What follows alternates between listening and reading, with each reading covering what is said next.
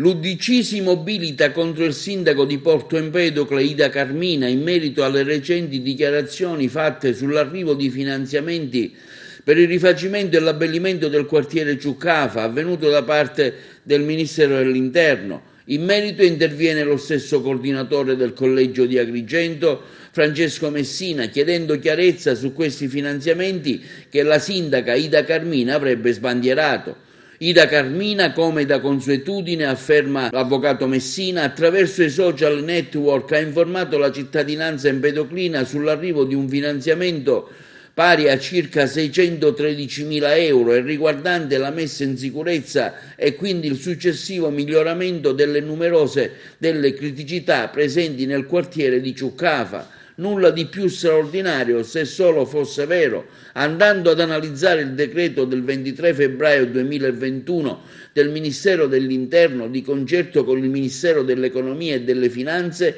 si evince chiaramente che il finanziamento per il comune di Porto Empedocle riguarda non l'assegnazione delle somme che consentirebbero quindi l'esecuzione delle opere, bensì la ammissibilità delle stesse. Infatti basterebbe analizzare i semplici allegati per comprendere quanto esposto e ciò comporta, continua Messina, che le somme enunciate dalla sindaca non possono essere certo spendibili nell'immediato, bensì semmai di una futura assegnazione, sempre se ci sarà. Pertanto chiedo alla sindaca di voler quanto prima chiarire quanto da ella riportato ed evitare proclami poi fini a se stessi, perché trattasi di un quartiere, quello di Ciuccafa, tanto bello quanto desideroso di una riqualificazione territoriale profonda, senza l'utilizzo di proclami utili solo per la campagna elettorale.